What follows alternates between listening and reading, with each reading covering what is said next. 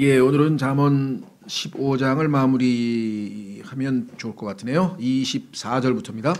잠언 15장 24절부터 잠언 15장 24절부터 한 말씀 한 말씀 우리가 깊이 묵상해야 될 그런 말씀들이죠. 그렇죠? 예, 그래서 정말 뭐라고 표현해야 될까요? 쉽게 그냥 한번 쭉 읽고 지나갈 문제가 아니라 이게 우리의 삶에 완전히 체득되어서 우리의 지혜 되신 예수 그리스도께서 이와 같은 말씀들을 통해서 자신을 지혜로운 예수 그리스도의 모습이 우리를 통해서 드러나야 되겠죠. 예수 그리스도께서도 지혜가 잘하셨다라고 누가복음에 보면은 나오죠. 예. 자, 잠언 15장 24절, 잠언 15장 24절. 주제는 잠언은 지혜로운 사람이라 그랬습니다. 우리가 일반적으로 욥기서부터 시작해서 솔로몬의 아가까지 5권의 책을 일반적으로 얘기할 때 우리가 두 가지 표현을 합니다. 시가 서다 하듯이 표현 방식이 이거는 형식에 관한 거죠. 산문으로 되어 있는 것이 아니라 시적으로 시로 되어 있기 때문에 운율이 맞춰져 있고 그래서 시의 형식으로 주어지신 것은 특별히 함축미가 있는 것이에요. 그렇죠? 시라는 것은 산문은 자세하게 설명하고 풀어서 쓰는 것이 산문이라고 한다면 시는 압축해서 한마디를 하더라도 거기에 뭐 많은 의미가 담겨 있는 그런 표현 방식을 쓰셨는데 특별히 그런 방식으로 우리 이 지혜를 우리 압축해서 표현하신 것은 이 동양 문화에서도 보면 나옵니다. 그렇죠? 사서삼경이라든가 논어라든가 이런 것들이 성경에 잠언을 포함해서 욥기 이런 것에서 많이 이제 가져다가 사용하기도 하고 또 나름대로 이렇게 자기들 방식으로 고쳐놓기도 하고 했는데 어쨌거나 중요한 거는 약간 시가서라고도 하고 두 번째는 하나님의 모든 지혜가 압축되어 있는 책이다. 그렇다고 해서 그럼 다른 창세기부터 계시록까지 다른 책들은 하나님의 지혜가 없느냐? 그건 아니죠. 그러나 1차적으로 하나님의 지혜를 압축해서 담아놓은 책이 욥기서부터 솔로몬의 아가서, 그래서 이것을 우리가 지혜서라 그러는데 그 지혜서 중에서도 우리가 전체적으로 요약하면은 시편 1편에 나와 있는 것처럼 행복한 사람이죠. 복 있는 사람. 하나님과 꾸준히 깊이 있게 교제를 하는 사람 치고 행복감을 느끼지 않을 사람이 없을 터이니, 그래서 시편의 1편에 나와 있는 것처럼 복 있는 사람은 하면서 시작이 되잖아요. 시편 1편 1절의 첫 단어가 복 있는 사람입니다. 그러니까 우리 성경은 지금 번역이 산문처럼 돼 있어서 조금 약간의 참 어려움이 있지만 하여간 영어 킹제임스 성경에서는 복 있는 사람은 하고 도치법으로 the blessed라는 표현이 제일 먼저 나온다는 사실을 여러분들이 기억하시면 좋겠습니다. 그래서 주제가 복 있는 사람. 그런데 그 시편 그 앞에 있는 욥기라고 하는 책은 한마디로 얘기하면 불행한 사람이죠. 아마 욥보다 더 불행한 사람이 이 세상에 있을까 한번 생각해 보십시오. 뭐 그 내용을 여러분들이 익히 잘 아는 것처럼. 그래서 불행한 사람 욥기, 그다음에 행복한 사람, 복된 사람, 복받은 사람 시편, 그다음에 우리가 공부하는 잠언은 지혜로운 사람, 그래서 지혜에 대한 얘기를 하고 있죠.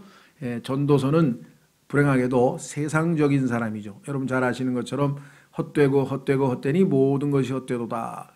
해 아래에서 하나님 없이 자연인으로서 관찰한 이 땅의 모든 인생은 그 아무리 모든 것을 성취하고 자아를 실현한다 할지라도 그것은 결국은 허망함으로 끝나버린다고 하는 것을 우리에게 교훈하는 책이 바로 전도서라고 했고, 저희 현재 오후 성경 공부 시간에 그것을 공부하는 바 가끔씩 우리가 이 전도서를 공부해야 될 필요가 있습니다. 그렇죠? 예, 이 땅에 이 하나님 없는 삶이 얼마나 허망한 것인가를 우리도 교훈을 받고 도전을 받지만 이 땅에 있는 세상 사람들은 가장 먼저 어떤 의미에서는 공부해야 될 또는 우리가 선포해야 될 책이 전도서라는 책인 것 같아요. 그 다음에 아가서는 천상에 속한 사람. 우리가 애착을 하늘 위에 있는 것에 애착을 두라 그랬는데 온전히 마음이 위에 가 있는 하늘에 속한 사람인 바로 아가서 이렇게 5권으로 되어 있고, 그래서 실제적으로 우리가 다 우리에게 도움이 되고 유익한 책이고 하나님 말씀은 전부 다 우리의 유익을 위해서 기록된 것은 분명하지만 특히 잠언은 우리의 지혜로운 생활, 지혜로운 삶에 필요하다 그랬습니다. 자, 24절에 지혜로운 자에게는 생명의 길이 위에 있으므로 그는 아래에 있는 지옥에서 떠나느니라. 사실 개혁성경이나 이런 걸 보면요, 이거하고는 완전히 의미가 다르게 너무 엉터리로 해놔서 그 얘기를 여기서 계속 꺼내다 보면 그거 고치다가 제대로 된 성경 공부 대신에 그 고치는 데다가 시간 다 보낼 것 같아서 저희가 정말 요즘은 자주 얘기를 하지 않습니다만은 도저히 원래 성경에 나와 있는 의미와는 전혀 다른 의미로 되어 있어요. 자, 킹제임스 성경이 정확하게 뭐라고 되어 있는가 이렇게 되어 있습니다. 지혜로운 자에게는 생명의 길이 위에 있다 그래서. 자, 생명의 길, 예수 그리스도가 내가 곧 길이라 그랬죠. 예. 자, 하나님에 속한 모든 것은 하늘에 계신 하나님으로부터 내려옵니다. 그래서 성경에 보니까 지혜도 하나님이 주시는 하늘의 순수한 지혜는 위로부터 내려오고 하나님의 주신 모든 좋은 것들은 다 위로부터 하나님으로부터 내려온다라고 성경에 말씀을 하고 있죠. 그래서 우리의 애착을 위에 있는 것에 두라고 했는데 반대로 아래가 있습니다. 그것은 뭐냐? 그는 아래에 있는 지옥에서 떠나느니라. 그렇습니다. 지옥은 땅 아래에 있다 그랬는데요. 에베소서에는 땅의 더 아랫부분이라는 말을 썼습니다. 한번 확인해 보겠습니다. 에베소서 4장 8절. 여러분들이 아마 킹제임스 성경 진영에 오셔서 이 정확하게 성경을 잘 배우시기 전에는 지옥이 어디에 있다는 얘기를 아마 들어보신 적이 별로 없을 거예요. 잘 얘기를 하질 않아요. 어디에 있는지 잘 성경에 분별을 못하기 때문에. 성경에는 분명히 뭐라고 얘기했는 거 아니? 땅의 중심부에, 영어로는 하트라 그랬는데요. 땅의 심장부에 있다라고 분명하게 얘기를 했고, 그것은 더 구체적으로 설명하면 에베소서 4장 8절에 에베소서 4장 9절이죠. 4장 9절에 이제 그분께서 올라가셨은지 그것은 곧 그분께서 또한 먼저 땅의 더 낮은 부분들로 내려가신 것이 아니면 무엇이냐. 그분께서 부활하시기 전에 승천하시기 전에 땅의 더 낮은 부분으로 내려갔다. 땅의 낮은 부분은 우리가 보통 뭐 무덤이라고도 하고 하는 곳이죠. 근데 더 낮은 부분이니까 땅의 제일 중심부에 해당하는, 그래서 성경에서는 땅의 심장이라는 표현도 썼다. 그렇게 얘기를 했는데요. 예수님께서 사용하신 표현이고. 자, 그래서 땅의 더 낮은 부분, 이것이 사도행전 2장에 예수 그리스도께서 그분의 혼이 지옥에 머물러 있지 아니하고 부활하셨음을 얘기하기 때문에 여기가 바로 지옥이구나.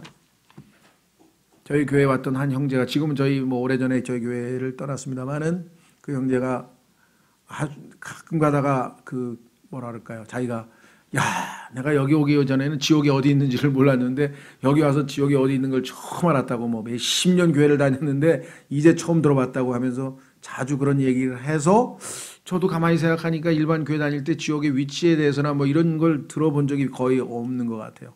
성경에는 분명하게 이야기를 했죠. 아래입니다. 아래. 위와 아래 명백하죠. 그래서 우리의 마음은 위에 있는 것에 가 있어야 한다. 위에 있는 것에 애착을 두라. 이렇게 얘기를 했죠. 자, 그래서 우리는 다시 잠언 15장 24절, 지혜로운 자에게는 생명의 길이 위에 있으므로 그는 아래에 있는 지옥에서 떠나가느니라. 그렇죠. 우리는 거기에 있을 이유가 없고, 제일 유명한 분이 바로 예수 그리스도께서 그분의 혼이 지옥에 남아있지 않았다라고 성경에 써있죠. 예, 그분은 생명의 길을 자체이시기 때문에 위로 가셔야만 하셨겠죠. 확인해 보겠습니다. 사도행전 2장. 이것도 마찬가지. 사도행전 2장도 그 형제가 생각이 나요. 왜? 예수님이 지옥에 갔다는 얘기를 난생 처음 들었다는 거예요. 교회를 30년 다녔는데. 아마 지금도 일반 교회 다니시는 분들은 예수님이 지옥에 가셨다 그러면 막 깜짝 놀랄 분들이 계실 거예요. 그렇죠? 얼마나 그것이 깜짝 놀란 일이냐면,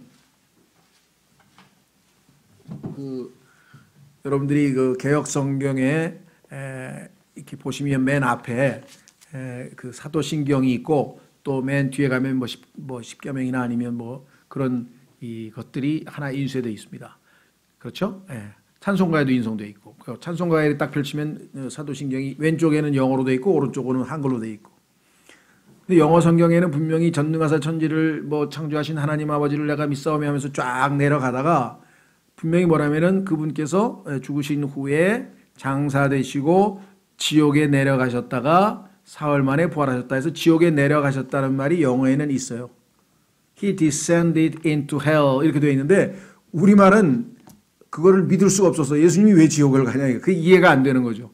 근데 예수님이 지옥에 안 가면은 내가 가야 될 판인데, 나를 대신해서 가셨는데 예수님이 지옥에 안 가셨으면 얼마나 교리가 대속하신, 나를 대속의 주님으로서 나를 대신해서 지옥에 가신 것이 우리의 구원에 있어서는 가장 핵심 요소 중에 하나 아니겠습니까? 근데 예수님이 지옥에 가셨다는 얘기를 믿을 수가 없다고 얘기를 하는 사람들이 여전히 우리 주변에는 굉장히 많습니다. 어마어마하게 많아요. 자, 사도행전 2장에 보면은 분명하게 써 있죠. 사도행전 2장. 자, 이렇게 되어 있습니다. 사도행전 2장 29절, 사도행전 2장 29절. 사람들아 형제들아 내가 족장 다윗에 대하여 거리낌 없이 너희에게 말하노니 그는 죽어서 묻혔고 그의 돌무덤은 이날까지 우리와 함께 있도다. 그런즉 그는 대언자이므로 하나님께서 이미 자기에게 서약으로 맹세하사 육체에 따라 자기 허리의 열매에서 그리스도를 일으켜서 자기 왕좌에 앉히실 것을 알았고 또 이것을 미리 보았으므로 그리스도의 부활에 대하여 말하기를, 시편에다가 다윗이 그리스도의 부활에 대하여 말하기를 그의 혼이 지옥에 남겨지지 아니하였고 그의 육체도 썩음을 보지 아니하였느니라 하였느니라. 다시 말해서 예수 그리스도의 부활은 육체적인 부활인 동시에 그분의 혼이 썩지 않은 채 지옥에서 올라오셔서 혼과 영과 몸이 완전히 결합되셔서 이제 이 승천을 하시게 되는 거죠. 자, 그래서 32절에 이 예수님을 하나님께서 일으키셨으며 우리는 다 그 일의 증인이로다. 예수님의 몸은 돌무덤에 있었고 그분에게는 우리와 같이 썩는 피가 없었기 때문에 썩지 않으셨고, 그 다음에 우리 혼에 해당하는 예수님의 혼은 지옥에서 사흘 만에 부활하셔서 올라가셨다라고 성경에 분명하게 기록되어 있습니다. 오늘날 개역 성경을 포함해서 영어 성경도 마찬가지입니다. 지옥을 성경에서 거의 다 삭제해 버렸어요. 몇 개만 남겨놓고. 성경에는 지옥에 대한 언급이 어마어마하게 나오는데 이것을 헬라어, 히브리어를 동원해 가지고 뭐 하데스, 수올, 히브리어의 수올, 헬라어의 뭐 하데스 뭐 이런 식으로 슬쩍 고쳐 가지고 음부라고 번역하기도 하고요. 음부. 이게 애매모호하게 나온 거예요. 명확하게 성경은 킹제임스 성경은 지옥이라고 번역할 곳에서 지옥이라고 정확하게 번역되어 있는 것은 여기 한 군데밖에 없고요. 소위 개신교에 다니는 분들 중에서도 이 빌리 그레함이라고 하는 유명한 목사께서 지옥에 대해서도 실제적인 장소가 아니라 하나님과의 분리된 상태를 말한다라고 하는 거짓 교리를 가르치는 통에 수없이 많은 사람들이 실제 장소로 믿지를 못해요.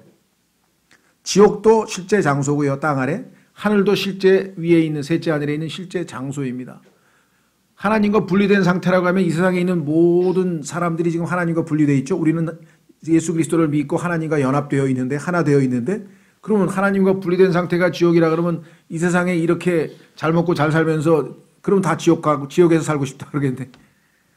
얼마나 영원한 고통의 장소라고 성경에 나와 있고, 예수 그리스도께서 마가복음 9장 44, 46, 48절에서 세 번에 걸쳐서 불로 소금 치듯함을 받으리라. 이 화상, 불에 화상 입는 그 고통보다도 더 엄청난 고통이 있을 것이라고 강력하게 말씀하셨는데, 개역성경에서는 44, 46 두 구절에 걸쳐서 또 생략을 해버렸어요. 세 번을 강조하셨는데 예수님께서 똑같은 말을 두 번을 삭제시켜 놓고 그래도 여기 한 군데 있으니까 뭐 지옥이 그대로 있네 이렇게 핑계를 대면 안 되겠죠. 그렇죠. 자, 그래서 이 지옥이란 말은 킹제임스 성경에서만 정확하게 사용되었다. 24절 지혜로운 자들에게는 생명의 길이 위에 있으므로 그는 아래에 있는 지옥에서 떠나느니라. 이것이 우리에게도 적용되었다니 얼마나 감사합니까? 위에 있는 생명의 길이신 예수님을 우리는 영접하였고 그 결과 우리는 아래에 있는 지옥으로부터 떠나서 하늘로 가게 될 축복을 누리게 된 것이겠죠. 25절 주께서 고만한 자의 집은 허무시되 과부의 땅의 경계는 굳게 세우시리로다. 뭐 크게 설명이 필요 없겠습니다. 그렇죠? 주께서는 교만한 자를 대적하신다고 성경에 뭐 베드로전서 5장 8절에도 나와 있고 성경에서 얼마나 자주 나옵니까? 그리고 교만은 곧 패망의 선봉이라. 교만하면 즉시 얼마 있다가 보면 망한다고 성경에 써 있으니까 하나님께서 집을 허무시되 이건 뭐 정말 자주 나오는 표현이고요. 그 다음에 과부의 땅의 경계는 굳게 세우시리로다. 이것도 성경에서 조금 읽으신 분들은 잘 이해하실 수 있을 겁니다. 그렇죠? 왜냐하면 하나님께서 소위 말하면 오늘날 사회적인 그 소수자들, 마이너리티, 그 중에서 과부, 그 다음에 고아, 그죠? 그 다음에 성경에 보면 이제 나그네란 말 썼는데 이 나그네는 소위 우리나라로 치면 이 외국 사람들이죠. 외국에서 오신 분들이 우리나라에서 뭐 나름 본인들의 나라보다는 소득을 좀 얻기도 하고 여러 가지 뭐 혜택을 보는 것도 있지만 인간적으로 인격적으로 얼마나 무시당하고 멸시당하고 조롱당하고 차별당하는 얘기는 여러분들이 능히 잘 아실 것이고요. 또 임금 착취도 엄청나게 많고, 특히 불법 노동자일 경우에는 그것을 아주 이 볼모로 해가지고 얼마나 많은 착취를 당하는, 이건 하나님께서 가장 싫어하신 것 중에 하나입니다. 여러분도 마찬가지예요. 이 세상에서 비굴한 사람은요, 윗사람에게는 정말 그냥 절절 기고 조금 자기보다 아랫사람에게는 그냥 짓밟는 사람들, 이런 사람들인데 이걸 하나님이 가장 싫어하시는 거예요. 하나님께서는 과부, 고아, 나그네와 같이 어려운 처지에 있는 사람들에게는 특별한 배려를 하시는 분이시다. 그래서 성경에 보니까 농사를 짓다가도 수확 때 이삭을 땅에 일부러 많이 떨어뜨리고, 포도를 딸 때에도 수확할 때에도 땅에다 많이 떨어뜨려서 과부와 고아를 먹이시겠다고 하나님께서 말씀을 하신 걸 보면, 그와 같은 배려하는 마음을 우리 그리스도인이 갖는다는 것은 너무나 당연한 거죠. 우리 하나님 아버지가 그러한 분이시기 때문에 그렇습니다. 그렇죠? 예, 그래서 여기 나와 있는 것처럼 주께서 교만한 자의 집은 허무시되 과부의 땅의 경계는 굳게 세우시려다. 엘리사가 도와준 그 과부, 기름을 먼저 빵을 먼저 만들어서 엘리사에게 줬던 그 과부를 하나님께서 돌아보시고요. 또 나봇의 아내, 여러분들 이 포도원을 이세벨의 그 술책에 의해서 이 남편 나봇이 포도원을 뺏기고 결국은 죽었죠. 그리고 아합 왕의 아내가 그런 못된 짓을 했는데, 거기에 대해서 하나님께서는 그 나봇의 아내도 지켜주신 것을 보면, 성경에서 우리는 하나님의 그 이 소수자들, 어려운 사람들에 대한 배려하시는 마음은 우리 그리스도인들에게는 너무나 당연한 것이고, 이것을 근거로 해서 많은 교회들이 고아원이라든가 양로원이라든가 뭐 소위 말하면 이런 많은 활동을 합니다. 물론 신약 교회에서 그것이 교회가 해야 될 일로 나와 있지는 않아요. 교회 안에 있는 과부, 가난한 사람, 고아, 뭐 하여간 이런 사람들을 돕는 거는 당연히 교회가 하지만, 아직 믿지 않는 사람들에게 그와 같은 사회사업을 하라든가 그와 같은 것은 교회에게 주께서 명하신 것은 아닙니다. 그거는 하나님께서 세우신 국가가 해야 될 일이라는 거죠. 소위 말하면 그러한 사람들을 돕는 복지정책이라고 할 수 있는 것이겠죠. 그런데 이제 교회들 중에서 여유가 있고 또 본인들이 나름 어떤 그와 같은 일을 하는 것을 우리가 비판할 필요는 없습니다. 그것이 하나님께서 주신 주 교회에 해야 될 일은, 주목적은 해야 될 일은 아니지만, 그렇다고 해서 그것을 하는 것은 잘못된 거는 없죠. 그래서 너무 우리가 이 복음적이지 않다든가 뭐 세상에 관여한다든가 이렇게 오해할 필요는 없는데요. 무전 부작용도 많죠.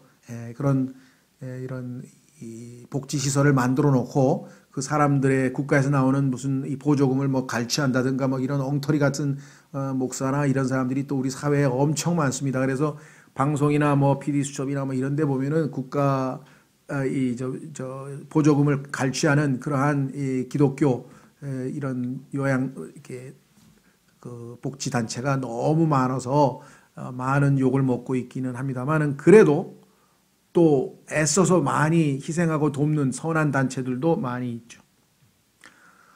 제가 기억하기로는 우리나라에 뭐 요즘 뭐 소위 말하면 정치 문화에 있어서 좀 이렇게 자주 오르락내리락 하는 사람 중에 한 사람이 유시민이라는 사람인데, 뭐 그분이 쓴 책도 제가 몇 권 읽어봤고, 하여간 뭐 그 사람에 대해서는 뭐 객관적으로 뭐 좋은 점도 있고 나쁜 점도 있고 뭐 각자가 알아서 판단하지만, 한 가지 기억나는 것은 이 양반이 굉장한 기독교였습니다. 안티 기독교. 그래서 굉장히 부정적으로 얘기를 많이 했었어요. 근데 어느 날 그런 얘기를 하더라고요. 자기가 굉장한 반기독교 이 입장을 가지고 있었는데 보건복지부 장관을 했죠. 노무현 대통령 때. 근데 보건복지부 장관을 하고 난 다음에 기독교에 대한 생각이 바뀌었다. 왜 그러냐니까 그 보건복지부에 들어가 보니까 복지시설의 90%가 다 카톨릭이 됐든 개신교가 됐든 기독교 단체들이 그렇게 어려운 사람들을 많이 돕더라는 거죠. 그래서 자기가 굉장히 생각이 바뀌었다 그러더라고요. 물론 엉터리도 있지만 잘하는 데도 있었다는 거겠죠. 하여간 그래서 여기 이런 근거가 있습니다. 그래서 우리가 일방적으로 그거는 교회가 해야 될 일이 아니다 뭐 이러면서 생각할 필요는 없고요. 그러나 1차적인 목적은 물론 그거는 현재는 아니죠. 구약에서 이제 하나님께서 하신 얘기고요. 자, 그 다음에 26절, 사악한 자의 생각들은 주께 가증한 것이나 순수한 자의 말들은 즐거운 말들이니라. 사악한 자의 생각들, 여기에는 뭐 별의별 게 다 있습니다. 뭐 살인을 뭐 교사하는 사람도 있고요. 남 죽이려고. 성경에 보니까 형제를 미워하는 자는 살인자라 한 거 그거죠. 형제를 미워한다는 얘기는 속된 말로 아주 그냥 죽이고 싶다 뭐 이런 마음을 품고 있는 경우, 그 다음에 그런 생각은 당연히 하나님 보시기에 가증한 것이겠고요. 그뿐만 아니라 남에게 해코지를 하려고 여러 가지 술책을 꾸미는 경우 있죠. 그 중에는 뭐 보이스 피싱도 있을 것이고 말 사기도 있을 것이고, 요즘 보니까 그 돈 없는 사람들 전세금을 받아가지고 뭐 월세로 전환해가지고 어떻게 해서 뭐 사기쳐가지고 원금을 다 가지고 가는 사람, 뭐 하여간 지금 현재 이 소위 말하면 사악한 자의 생각들이라고 할 수 있는 것은 우리 주변에 그냥 뉴스의 거의 대부분이 이런 사람들의 생각입니다. 그렇죠? 뭐 작은 것부터 시작해서 큰 것까지, 뭐 정치부터 시작해서 하여간 사회까지, 하여간 모든 면에서 하나님 앞에 사악하다고 판단되는 그와 같은 잘못된 생각들이 있습니다. 거기에는 뭐 하나님에 대한 의심도 있고요, 또 교만도 있고요, 자기중심적인 이기주의도 있고요, 또 책망을 거부하는 것도 있고요. 또 제일 대표적인 거 하만 같은 사람 있잖아요.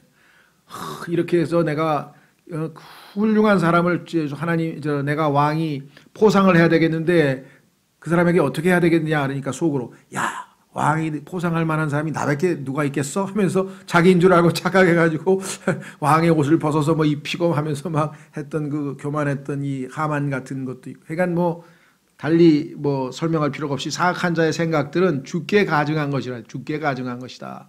성경에 나와 있습니다. 순수한 자의 말들은 즐거운 말들이니라. 그렇습니다. 순수한 자의 말들은 우리에게 정말 기쁨을, 즐거움을 가져다 주는 말들이고요. 그렇죠? 예.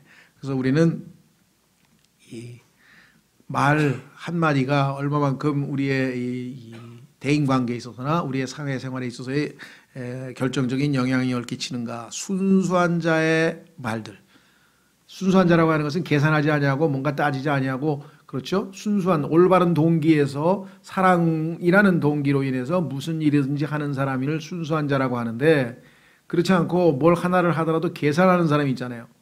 그렇죠? 이렇게 하면 이렇게 반응이 올 것을 다 계산하고 이렇게 하는 사람들은, 헌금도 마찬가지. 하나님 앞에 뭐 헌금을 하든 뭐 형제를 도와주든 뭘 하든 선행을 하든 봉사를 하든 뭔가 대가를 바라고 뭔가 계산하고 한다는 것은 순수한 것은 아니겠죠. 하나님을 사랑하기 때문에, 형제를 사랑하기 때문에 하는 것. 27절, 이익을 탐하는 자는 자기 집을 괴롭게 하나 뇌물을 미워하는 자는 살리로다. 자, 이익을 탐하는 자는 자기 집을 괴롭게 하나.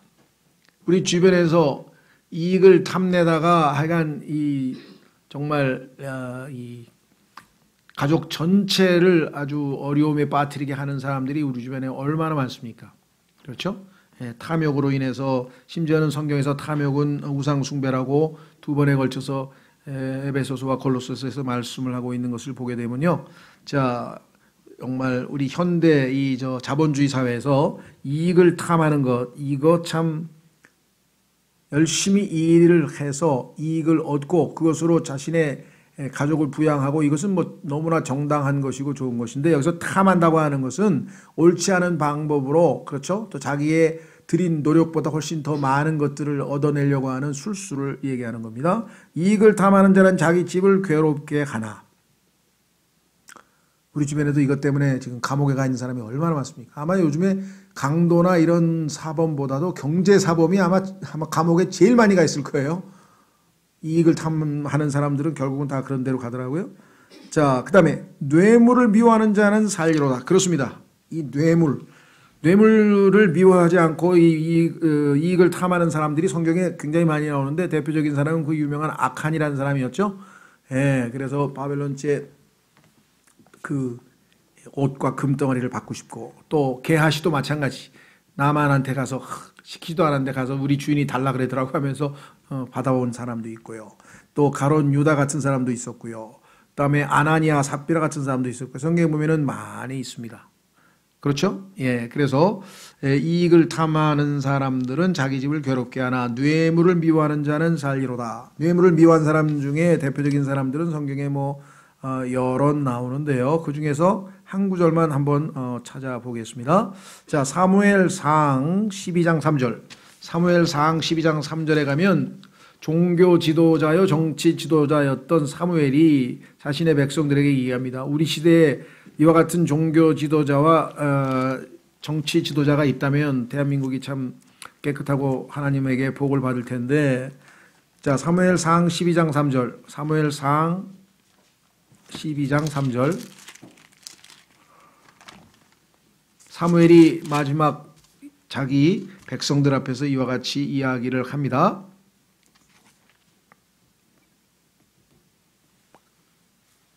자, 사무엘상 12장 2절부터 보시면, 이제 보라, 그 왕이 너희 앞에서 걷느니라. 나는 늙어 머리가 새었고 보라, 내 아들들은 너희와 함께 있느니라. 내가 어려서부터 이날까지 너희 앞에서 걸었노라. 보라, 내가 여기 있나니 주 앞과 그분의 기름 부은 자 앞에서 나를 대적하여 증언하라. 너희 중에서 내가 뭐 잘못한 거 있으면 다 여기서 들을 테니까 얘기하라. 내가 누구의 소를 취하였느냐, 누구의 나귀를 취하였느냐, 누구를 속였느냐, 누구를 학대하였느냐, 내 눈을 어둡게 하는 뇌물을 누구의 손에서 받았느냐. 그리하였으면 내가 그것을 너희에게서 갚으리라 하니. 대한민국의 정치가들도 이렇게 턱 터놓고 얘기할 거 있으면 얘기해보라 그러는데 다 숨겨놨다가 그냥 청문회장만 가면 다, 그래서 요즘에는 전부 다 안 한대요. 지금 장관 시킬 사람이 없대. 왜? 다 그러면 그냥 차관 할게, 차관. 장관은 뭐, 장관하면 청문회장에서 다 들통나니까 차관 시켜달라 그런대요. 그럼 잘못하면 이제 장관은 허수아비 세우고 차관이 실세가 될, 참 희한한 나라가 될 것 같아요. 전부 다들 겁이 나가지고 다 손사래를 친대요. 다 저 사람이 똑똑하고 저 사람이 실력이 있고 괜찮다고 다 뽑아, 절대로 안 하려고 그러는데 지금 그 방송에서 그 망신당하는 거 너무 많이 봤잖아요.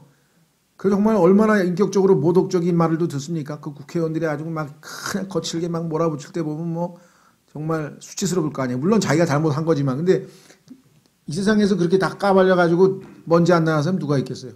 털어서 먼지 안 나는 사람이 이 세상에 누가 있냐. 그러니까 적어도 그거는 못하겠다 이렇게 생각하는 것 같아요. 자, 근데 사무엘 같이 이렇게 다 털어라 이거예요. 그랬더니 백성들이 딱 얘기합니다. 4절, 그들이 이르되 당신이 우리를 속이지 아니하였고 학대하지도 아니하였으며 어떤 사람의 손에서 조금도 취하지 아니하였느니라 하매. 자, 반면에 8장 3절로 갑니다. 사무엘 왼쪽으로 몇 장 넘기셔서 8장 3절에 가면요, 엘리의 아들들, 제사장의 아들들이 뇌물 받는 장면이 나와요. 8장 3절.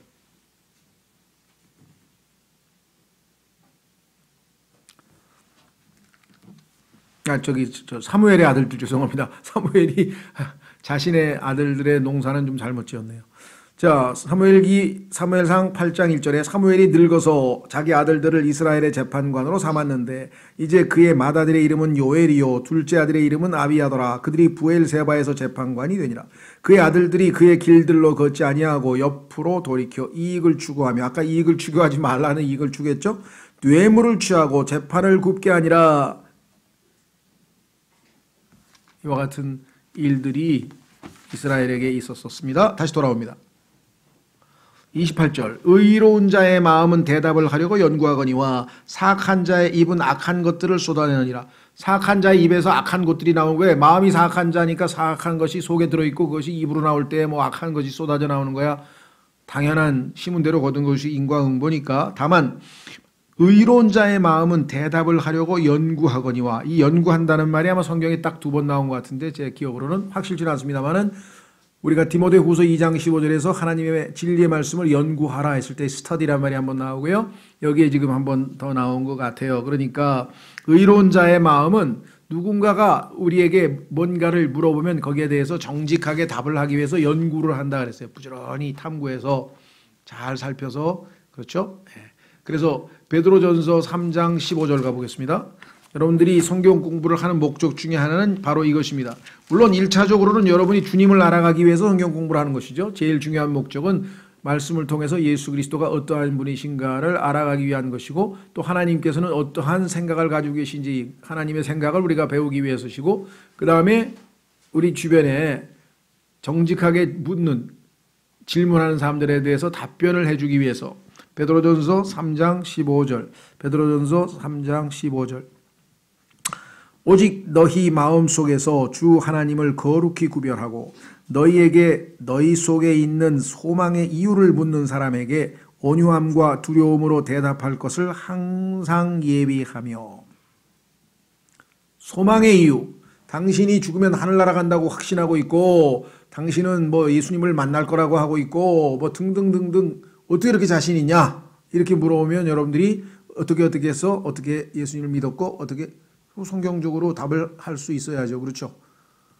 그 복잡하게 생각하지 마. 그냥 믿으면 돼. 이렇게만 답변해서는 좀 곤란하다. 물론 우리가 구원받고 얼마 안 됐을 때에는 그럴 수밖에 없죠. 잘 모르니까. 그 유명한 눈을 뜬 소경처럼 내가 전에는 안 보였는데 지금은 보나이다. 그 얘기 한마디밖에 할 수 없죠. 왜? 안 보이다가 지금 눈을 떠서 봤으니까. 전에는 내가 죄인이었는데 예수 믿고 용서받고 마음이 편해지고 하늘나라를 가는 확신이 생겼습니다.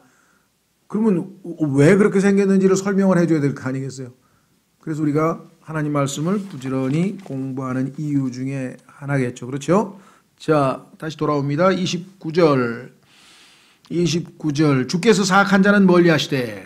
이거는 너무나 당연하시죠. 왜? 하나님은 선하신 분인데 악한 자하고 어떻게 같이겠어요? 성경에 보니까 하나님께서는 눈이 선하셔서 눈이 순결하셔서 차마 악을 보지도 못하신다 그랬는데 가까이 하실 리가 없겠죠. 가까이 할 수가 없습니다. 의로운 자의 기도는 들으시니라. 그렇습니다. 가장 제일 좋은 예는 히브리서 5장에 보면은 의인이시던 예수 그리스도께서 자신이 사망의 권세에서 이기고 죽음을 이기고 부활하게 될 것을 간구드렸는데 실제로 예수님은 그 기도 응답을 듣고 부활하셔서 하나님께서 응답하셨다라고 성경에 써 있습니다. 그렇죠? 우리도 영적으로 예수 그리스도를 믿고 칭의 의롭게 되었기 때문에 여러분과 제가 하나님께 기도하면 응답하십니다. 다만 조건은 하나님의 뜻대로 기도할 때 들어주신다 그랬어요. 무슨 기도든지 다 들어주는 건 아니겠죠? 오해하시면 안 되겠고요. 그 다음에 또 한 가지, 의인의 기도라고 했을 때에는 내가 신분상 의인이기 때문에 들어주신다. 물론 맞습니다만은 그러나 우리가 신분은 의인이겠지만 우리 지금 현재 하나님의 자녀로서 때로 우리가 죄를 지을 때가 있죠. 그럴 때에는 죄를 자백하고 용서받고 의로운 상태로 회복된 다음에 기도를 해야지 죄를 품고 기도할 때는 하나님께서 그 기도는 가증스러워서 듣지 않으신다라고 성경에 분명하게 나와 있음을 꼭 기억하셔야 되겠죠. 자, 30절 눈의 빛은 마음을 기쁘게 하며 좋은 소식은 뼈를 기름지게 하느니라. 그렇습니다. 눈의 빛은 우리가 바라던 것을 딱 보는 순간 어떻게 됩니까? 발견했다. 찾았다. 그 순간에 우리의 마음이 기쁠 수밖에 없겠죠. 어떤 것, 바라던 것을 얻으면 얼마나 기쁘겠어요. 두 번째, 좋은 소식. 특히 복음이겠죠. 죄인에게 너희가 죽어야 할 대가를 치르시기 위해서 예수 그리스도께서 십자가에서 죽으셨느니라는 복된 복음의 소식. 그거는 우리의 뼈를 기름지게 하느니라. 얼마나 우리가 구원받고 나서 마음이 기쁘고 정말 이 생명력이 넘칩니까? 그렇죠? 그뿐 아니라 일반 상식적으로도 심리적으로도 우리가 보통 보면 좋은 소식을 뼈를 기름지게 하느니라. 이번에 꼭 붙어야 되는데 하는데 정말 합격 소식을 들었다. 그럼 얼마나 그 사람이 좋겠어요. 그렇죠? 또 자기가 바라던 바가 성취됐을 때 그 순간에 그 사람에게 오는 그 희열과 기쁨 이런 것들을 우리가 뼈를 기름지게 한다라고 했습니다. 근데 반면에 괴로운 소식이 들려오면 또 얼마나 뼈가 상하겠어요. 그냥 스트레스 받고 병 걸리고 괴롭고. 그렇죠? 그래서 이것은 우리가 현대 심리 상담이라든가 인간 심리에 대해서 충분히 이해가 되는 내용이고 굉장히 충분히 상식적인 이야기다 그랬습니다. 자, 그 중에서 현대 의학에서는 소위 말하면 뭐라고 표현해야 되나? 하여간 우리의 영과 우리의 이 심리 상태가 마음의 상태하고 그다음에 우리의 육체적인 상태가 항상 상관관계를 맺고 있는 것이에요. 그러니까 음식을 잘못 먹지도 않았는데 상한 음식을 먹지도 않았는데 하여간 속이 뒤집어졌다든가 아니면 뭔가 배탈이 났다든가 이런 것들은 뭐냐면 소위 말하면 그 스트레스성, 다시 말하면 요즘 얘기하면 신경성이에요. 그렇죠? 신경성 대장염도 있고요. 그다음에 신경성 두통도 있고요. 그러니까 실제적으로 우리의 신체적인 증상의 원인 중에 하나는 우리의 정신적인 문제라고 하는 것을 이미 현대의학에서도 밝혀놨죠. 그렇죠? 그러니까 뭘 실제적인 음식을 잘못 먹어서가 아니라 스트레스를 너무 많이 받아서 설사를 하거나 아니면 뭐 소화가 안 되거나 소화불량 뭐 이런 것들이 다 두통 뭐 이런 거 다 신경성이잖아요. 예. 제일 극단적인 것은 아니 극단적인 게 아니라 아주 탁 우리에게 하나로 설명할 수 있는 것은 예수님께서 겟세마네 동산에서 아주 고뇌에 찬 기도하실 때에 그분의 땀방울이 핏방울처럼 됐다 그랬어요. 그러니까 예수님의 내적인 속사람의 그 내적인 고뇌가 바깥의 신체적인 모습으로 표현이 되어 나온다는 것이겠죠. 그렇죠? 예, 그리고 뭐 우리 조상들도 뭐 애간장이 녹는다든가 아니면 뭐 이런 것들을 우리가 보면 이 몸과 정신은 따로 노는 게 아니라 같이 간다. 같이 간다. 자, 그래서 그와 같은 현대의학에서 얘기하는 내용들이 이미 성경에 충분히 잘 나와 있고요. 그래서 이 요즘에 그 정신과 치료 방법 중에 하나는 뭐냐면 로고 테라피라고 하는데 테라피는 고친다는 얘기고 치료, 로고는 말이잖아요. 그 상대방이 지금 괴로우면 다 들어주잖아요. 의사가 다 들어주죠. 다 들어주면서 또 의사가 적절한 말로 위로를 하죠. 사역도 마찬가지입니다. 하나님께서 성경에 보면 적절한 말은 금사과의 은 같다 이렇게 성경이 있어요. 그러니까 어떤 한 사람에게 하나님의 적절한 해당되는 말씀이 딱 임하면은 그 사람의 고민 문제가 그 말씀으로 인해서 쉽게 바로 풀리고 해결이 되는 수가 있죠. 그래서 사실 30절은 현대 심리학이나 상담에 있어서는 아주 기본적인 내용 중에 하나이고요. 자, 그다음에 31절, 32절, 33절은 한마디로 하면은 소위 말하면 책망과 관련 내용인데요. 훈계, 책망 이런 것들입니다. 자, 보십시오. 30절에 눈에 빛은, 아니죠. 31절에 생명의 책망을 귀담아 듣는 귀는 지혜로운 자들 가운데 거하느니라. 그렇습니다. 책망을 통해서 바로 잡으면 얼마나 올바른 해답을 얻겠습니까? 훈계를 거절하는 자는 32절, 자기 혼을 멸시하나. 그렇죠. 훈계를 거부하면 그 사람이 얼마나 그것으로 인해서 고통을 겪게 될 것인가. 책망을 귀담아 듣는 자는 명철을 얻느니라. 책망을 귀담아 들으면 understanding, 깨달음을 얻겠죠. 33절 주를 두려워하는 것이 지혜의 훈계이니 우리는 주를 두려워하는 것이 지혜의 시작이요 근본이요 지식의 근본이요 성경의 곳곳에서 지혜란 주를 두려워하는 것이 우리 삶의 지식과 지혜의 기본이라고 말씀을 했는데 지혜의 훈계 지혜가 우리를 훈계할 때 주를 두려워하라. 바울도 내가 주를 두려워함으로 너희에게 경고한다. 주를 두려워한다. 자, 그래서 명예에 앞서 겸손이 있느니라. 명예에 앞서 겸손이 있느니라. 여기서 겸손이란 말도 우리말로는 다른 표현을 하면 굴욕이란 말도 됩니다. 이게 소위 말하면 밑바닥을 겪어보지 않은 사람이 높여지는 경우는 거의 없습니다. 금수저 있지 않습니까? 물론 그 사람들 있는데요. 그 금수저 오래 안 가요. 다 망하더라고요. 다 망가지고 요즘에 보면 재벌 3세들 보면은 다 지금 보면 비틀어 나가고 이상하게 돼버려요. 근데 밑바닥을 기어본 사람은 이 굴욕적인 삶을 살아본 사람들은요. 높은 곳에 올라가서 과거의 자신의 모습을 알기 때문에 그렇죠? 예. 뭐 우리 그리스도인들에게는 십자가를 지고 가야 왕관이 기다리고 있는죠. 그래서 우리가 no cross, no crown, 십자가 없이는 왕관이 없다. 이 표현이 바로 여기에 해당되는 것이겠죠. 그래서 십자가를 지고 주님을 따를 때 우리에게 기다리고 있는 보상이 있고요. 예수님 마찬가지 이 땅에 오셔서 초림 때에는 humility, 굴욕적인 삶을 사셨지만 그분은 honor, 존경을 받는 명예로운 삶으로 완성하셨죠. 자, 그래서 이 모든 것의 가장 기본이 뭐냐? 주를 두려워하는 사람은 생명의 책망을 들을 것이요 훈계를 귀담아 듣겠죠. 그래서 우리 책망, 훈계 여러 번 반복돼 나왔고 이 훈계와 책망과 관련해서 신약 성경에서는 히브리서 12장을 참조로 하시면 거기에 자세하게 우리가 하나님 앞에 징계받을 때 어떻게 처신하는 것이 결과적으로 의의 열매를 거두고 하나님께서 징계의 효과를 가져올 수 있는가. 잘못하면 징계는 징계대로 받고 실제적인 효과가 안 나타날 수도 있어요. 그래서 히브리서 12장을 잘 참조하시면 될 것 같습니다. 자, 그래서 우리는 오늘 잠언 이 15장 23절서부터 24절부터 33절까지 10절을 살펴보면서 하나님의 말씀 하나하나가 정말 우리에게 얼마나 소중한 격언이 되고 정말 이 지표가 되고 붙들어야 될 말씀이 아닌가. 그렇죠?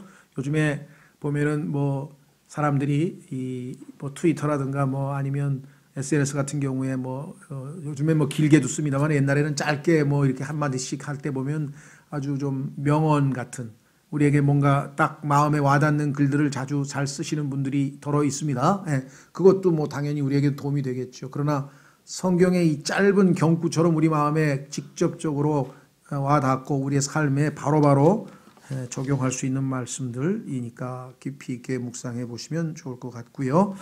시간이 없어서 좀 더 성경을 찾아보면서 좀 예를 들고 하면 더 좋을 것 같은데 잠언은 다행히 반복됩니다. 주제가 자주 반복되기 때문에 타이밍 맞춰서 더 필요한 경우에는 더 길게 설명하도록 하겠습니다. 예, 오늘 주신 말씀을 붙들고 주님, 나에게 지혜가 되신 주님께서 이 지혜의 말씀들을 제가 마음밭에 잘 받았습니다. 합당한 열매로 하나님을 영화롭게 할 수 있도록 도와주십시오. 다 같이 잠깐 기도하겠습니다.